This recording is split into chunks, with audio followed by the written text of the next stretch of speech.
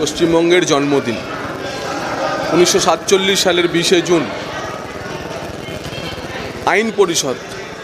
তখনকার constituent assembly যাকে বলা হয়, সে আইন পরিষদ পশ্চিমবঙ্গে এই বাংলার যারা আইন পরিষদের সদস্য ছিলেন তারা ভোটাভুটি করে 58-21 ভোটে হিন্দু বাঙালির জন্য একটি হোমল্যান্ড তৈরির যে দাবি, ডক্টর শ্যামাপ্রসাদ মুখোপাধ্যায়ের নেতৃত্বে হিন্দু মহাসভার যে আন্দোলন, সেই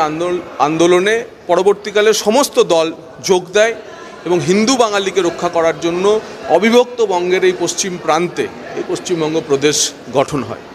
কিন্তু দুর্ভাগ্যের বিষয়, গত 80 বছরে, প্রায় 80 বছরে এই পশ্চিমবঙ্গ দিবস বা আমাদের রাজ্যের যে আসল জন্মদিন, সে আসল জন্মদিন কোনোদিন পালিত হয়নি। বড় বিভাজনের মাঝে, দেশভাগের মাঝে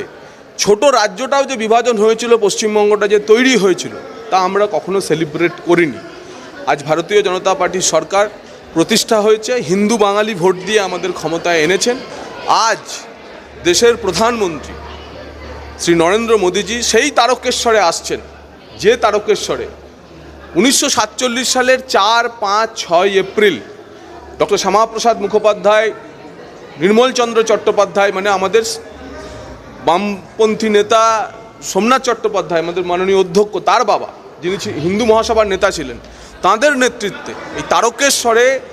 4, 5, 6 এপ্রিল হিন্দু মহাসভার সম্মেলন থেকে প্রস্তাব গৃহীত হয়েছিল এবং তারপর সারা পশ্চিমবঙ্গ জুড়ে প্রায় 76-77টি মিটিং করা হয় এবং এটার মানে এই দাবিকে হিন্দু বাঙালি সমর্থন করে যে অমৃতবাজার পত্রিকার একটি জনমত সমীক্ষায় 5,36,000 মতো বাঙালি ভোট দান করে, ওপিনিয়ন পোল, যেখানে তখন পেপারগুলির সার্কুলেশন যেখানে 10,000, 12,000, 15,000 ছিল,